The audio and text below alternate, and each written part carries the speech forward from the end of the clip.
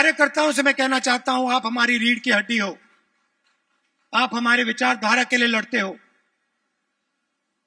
छत्तीसगढ़ में आपने हमें जिताया, राजस्थान में जिताया, कर्नाटक में जिताया, हिमाचल में जिताया, तेलंगाना में जिताओगे, फिर से छत्तीसगढ़ में जिताओगे, मध्य प्रदेश में जिताओगे, राजस्थान में जिताओगे।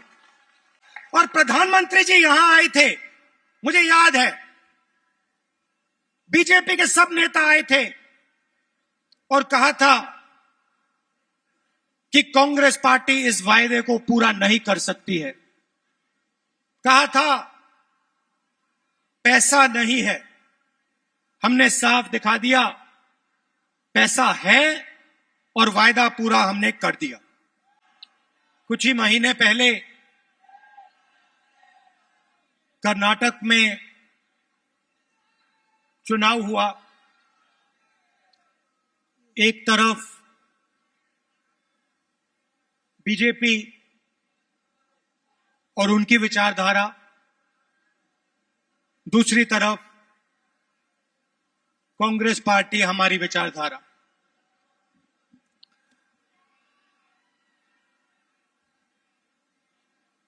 उनका काम लोगों को बांटने का, नफरत फैलाने का, हिंसा फैलाने का। हमारा काम लोगों को जोड़ने का, नफरत के बाजार में मोहब्बत की दुकान खोलने का।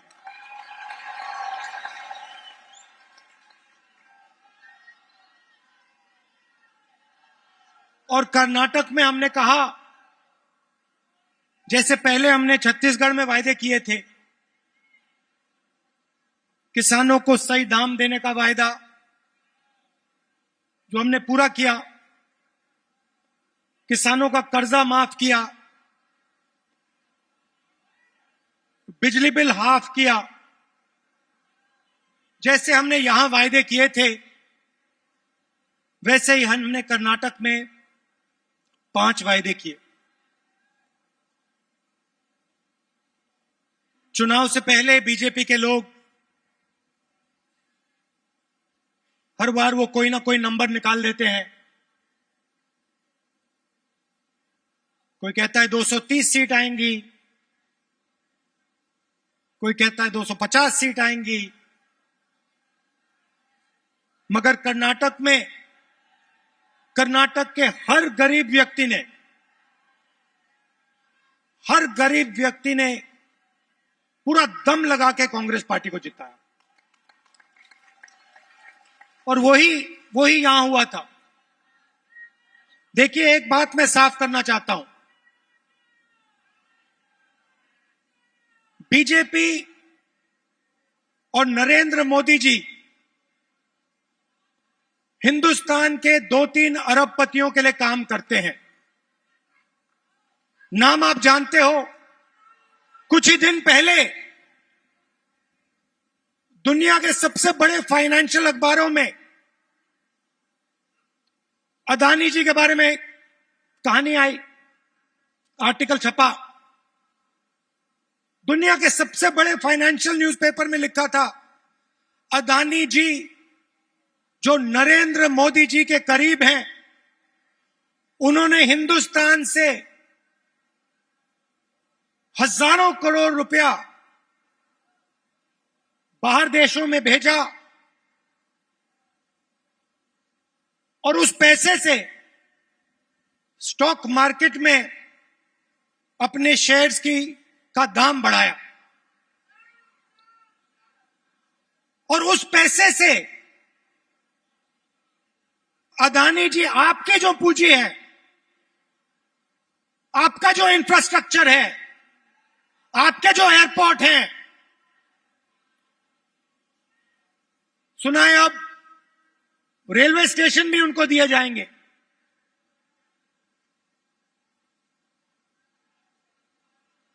पूरा का पूरा एक व्यक्ति के हवाले किया जा रहा है। और मैं साफ कहना चाहता हूं कि चाहे वो कर्नाटक की सरकार हो, छत्तीसगढ़ की हो, राजस्थान की हो, हिमाचल की हो, और जो अभी आने वाली है तेलंगाना, मध्य प्रदेश, ये सारी की सारी सरकारें गरीबों की सरकारें होंगी, अदानी की सरकारें नहीं होंगी। और प्रधानमंत्री को साफ कहना चाहिए, देश को बताना चाहिए और छत्तीसगढ़ के युवाओं को बताना चाहिए कि वो अदानी जी पर इंक्वायरी क्यों नहीं करवा रहे हैं। ऐसी क्या बात है कि नरेंद्र मोदी जी अदानी जी पर इंक्वायरी नहीं करा सकते हैं? दो तीन सवाल है भाई और बहनों, युवाओं। ये जो हजारों करोड़ रुपए हिंदुस्तान से बाहर गया, ये पैसा किसका था? पहला सवाल, ये अदानी जी का पैसा नहीं था, ये किसी और का पैसा था। किसका पैसा था? ये पहला सवाल है। प्रधानमंत्री जी कोई इंक्वायरी नहीं करवाएंगे।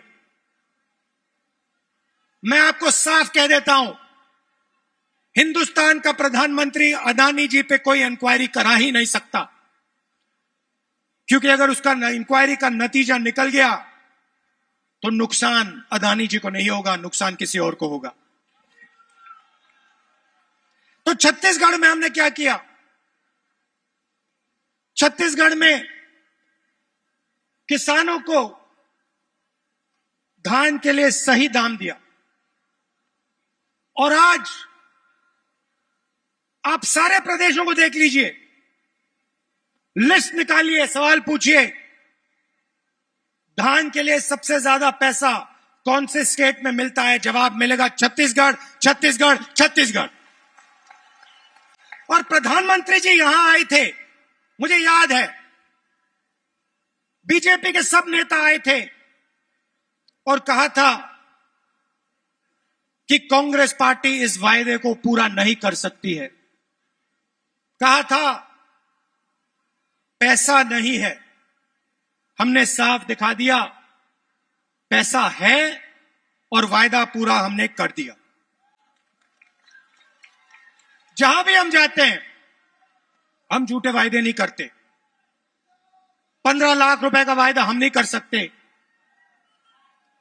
नरेंद्र मोदी जी ने कहा था काला धन वापस आएगा, 15 लाख रुपए बैंक अकाउंट में जाएंगे। उल्टा हजारों करोड़ रुपए हिंदुस्तान से बाहर जा रहा है। इंटरनेशनल अखबार कह रहे हैं कोई इंक्वायरी नहीं।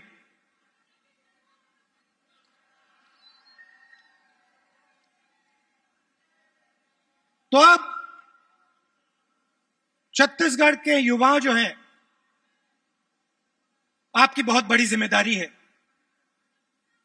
और हम चाहते हैं कि आप प्रदेश को चलाने में, राजनीति को चलाने में आगे आए। आपको पीछे नहीं रहना चाहिए। आपकी जो नई जनरेशन है, भविष्य आपका है। आने वाले समय में छत्तीसगढ़ आपका है और आपको आगे बढ़ना पड़ेगा। और इसीलिए हमने राजीव युवा क्लब आपके लिए बनाए हैं। हर क्लब को 1 लाख रुपए, 3 लाख युवाओं को क्लब में हमने जोड़ा है। और ये ऐसे नहीं जोड़ा है, मैं आपको साफ बताना चाहता हूं। हमने इसलिए जोड़ा है कि आप इस प्रदेश को चलाने में, इस प्रदेश को चलाने में आप भाग लें। और हम आपके लिए राजनीति के दरवाजे खोलना चाहते हैं कि कुछ ही सालों में आपके बीच में से छत्तीसगढ़ के एमएलए, प्रधान, नेता चुन के आए। इसलिए हमने यह काम किया है। 2-3 चीजें मैं और कहना चाहता हूं। जो हमारे आदिवासी भाई हैं, आपके लिए हमने पैसा कानून लाया, आपकी जमीन की रक्षा की। मैं आपसे एक बात कहना चाहता हूं, हम आदिवासी शब्द का प्रयोग करते हैं। आदिवासी का मतलब जो हिंदुस्तान के ओरिजिनल मालिक हैं। आदिवासी का मतलब इस देश की जो जमीन है, जो धरती है, उसके सबसे पहले आप मालिक थे। मतलब आपकी जमीन पर, जंगल पर, जल पर आपका हक बनता है। बीजेपी ने एक नया शब्द निकाला है, वनवासी। इस शब्द का बिल्कुल दूसरा मतलब है। हम चाहते हैं कि आदिवासी युवा जो भी सपना देखना चाहें, देखें और उस सपने को पूरा करें। डॉक्टर बनना है, इंजीनियर बनना है, बिजनेस चालू करना है, लॉयर बनना है, जज बनना है, मैन्युफैक्चरिंग यूनिट शुरू करना है, सब चीजों में आपको शामिल होना चाहिए। वो चाहते हैं कि आप जंगल में ही रहें, आप जंगल के बाहर ना आए। शब्द के पीछे सोच है भाइयों और बहनों। उनका कहना है कि आप पहले हिंदुस्तान के मालिक नहीं थे, आप जंगल में रहते थे और आपको जंगल में रहना चाहिए। हम कहते नहीं, जंगल का हक, जमीन का हक, जल का हक आपको मिलना चाहिए। मगर जो भी आप सपना देखना चाहते हो, जहां भी आप जाना चाहते हो, वो सपना आपके लिए पूरा होना चाहिए। यह फर्क है विचारधारा में।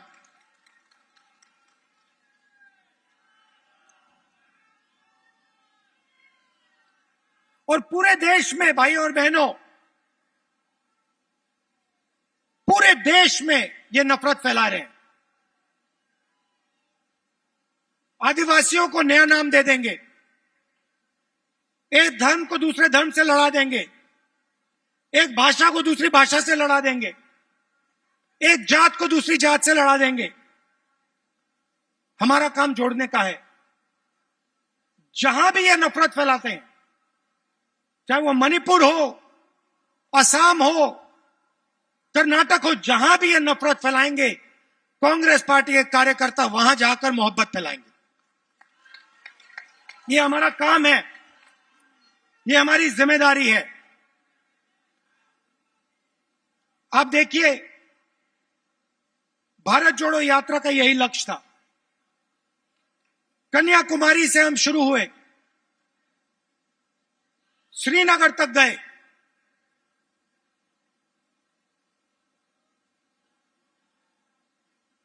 मीडिया में इन्होंने, बीजेपी के लोगों ने हर रोज ये कुछ ना कुछ उल्टा सीधा बोलते हैं, नफरत फैलाते हैं। भारत जोड़ो यात्रा ने पूरे हिंदुस्तान को जोड़ने का काम किया। हर धर्म को, हर जात को, हर भाषा को हमने याद दिलाया कि आप सबसे पहले हिंदुस्तानी हो और आप सबको एक साथ मिलकर मोहब्बत के साथ, इज्जत के साथ रहना है। यह यात्रा का मैसेज था और यह बहुत गहरा मैसेज था, नया मैसेज नहीं था, बहुत पुराना मैसेज है। सदियों से यहां पे छत्तीसगढ़ में और बाकी प्रदेशों में लोगों ने यह मैसेज दिया है और यही कांग्रेस पार्टी का और हिंदुस्तान का डीएनए है। हम जोड़ते हैं, वो नफरत फैलाते हैं। हम किसानों के लिए, मजदूरों के लिए, छोटे व्यापारियों के लिए काम करते हैं। वो 2-3 अरबपतियों के लिए काम करते हैं। कुछ साल पहले मैंने बघेल जी से एक बात कही। मैंने कहा, जहां भी मैं जाता हूं, मैं युवाओं से पूछता हूं, आपके सामने सबसे बड़ी मुश्किल क्या है? बीजेपी ने जो हिंदुस्तान की रीढ़ की हड्डी है, आर्थिक रीढ़ की हड्डी है, उसको तोड़ दिया है। जो छोटे व्यापारी थे, जीएसटी और नोटबंदी ने उनको खत्म कर दिया, जानबूझ के खत्म किया। और जब भी मैं इनसे पूछता हूं, आपके सामने सबसे बड़ी मुश्किल क्या है, कहते हैं बेरोजगारी। मगर जो छोटे बिजनेस वाले होते हैं, उनको बैंक का पैसा नहीं मिलता, उनको मीडिया का सपोर्ट नहीं मिलता। और मैंने छत्तीसगढ़ के चीफ मिनिस्टर बघेल जी से कहा कि आपका फोकस इन छोटे व्यापारियों पे होना चाहिए, छोटे बिजनेस वालों पर होना चाहिए। बैंक के दरवाजे उनके लिए खोलने चाहिए, और मार्केटिंग हो तो इनके लिए हो। और खुशी से मैं कहता हूं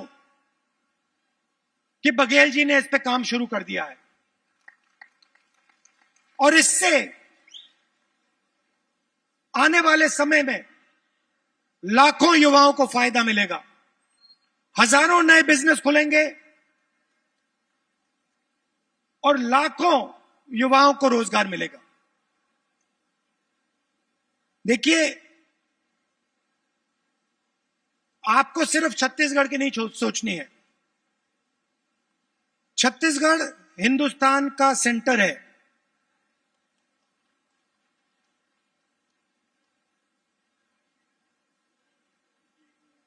बंगाल से गुजरात कोई जाता है,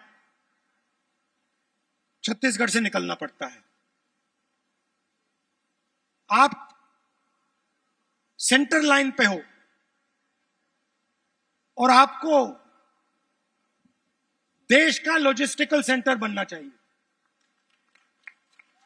कि आप इंफ्रास्ट्रक्चर तैयार करिए कि छत्तीसगढ़ हिंदुस्तान का लॉजिस्टिकल सेंटर बने। जो भी माल बंगाल से गुजरात, बाकी प्रदेशों में जाए, वो यहां प्रोसेस हो, यहां से निकले एयरपोर्ट से। आप बाकी दुनिया को छत्तीसगढ़ से जोड़िए, सिर्फ हिंदुस्तान को नहीं, बाकी दुनिया को आप एयरपोर्ट से जोड़िए, छत्तीसगढ़ को जोड़िए। मुझे लगता है कि छत्तीसगढ़ की सरकार ने बहुत अच्छा काम किया है, और आने वाले 5 सालों में भी यहां पे छत्तीसगढ़ की सरकार, कांग्रेस पार्टी की सरकार जबरदस्त काम करने जा रही है। कार्यकर्ताओं से मैं कहना चाहता हूं, आप हमारी रीढ़ की हड्डी हो, आप हमारे विचारधारा के लिए लड़ते हो। छत्तीसगढ़ में आपने हमें जिताया, राजस्थान में जिताया, कर्नाटक में जिताया, हिमाचल में जिताया, तेलंगाना में जिताओगे, फिर से छत्तीसगढ़ में जिताओगे, मध्य प्रदेश में जिताओगे, राजस्थान में जिताओगे।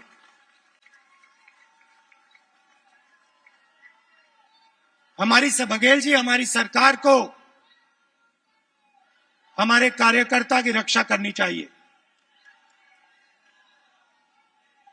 करती है, मगर और डट के जो हमारा कार्यकर्ता है, उसे लगना चाहिए कि मैं कांग्रेस पार्टी का कार्यकर्ता हूं, मैं कांग्रेस पार्टी की विचारधारा के लिए लड़ता हूं और मरता हूं।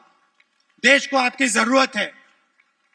नफरत से देश आगे नहीं जा सकता है, हिंसा से देश आगे नहीं जा सकता है, अर्थव्यवस्था नहीं बढ़ सकती है। मोहब्बत से, इज्जत से काम किया जाता है, और अगर देश को जोड़ा जाता है, सबको एक साथ लाया जाता है, तो देश तेजी से प्रगति करता है। आप सब यहां आए, इतने प्यार से आपने मेरी बात सुनी, इसके लिए आप सबको दिल से धन्यवाद। और जो युवा हैं जो अब इन क्लब्स में शामिल होंगे, आप याद रखिए छत्तीसगढ़ का भविष्य आपका है, आपकी बड़ी जिम्मेदारी है। आपको राजनीति में आना है और आपको छत्तीसगढ़ को भविष्य में चलाना है। बहुत बहुत धन्यवाद। जय हिंद, नमस्कार।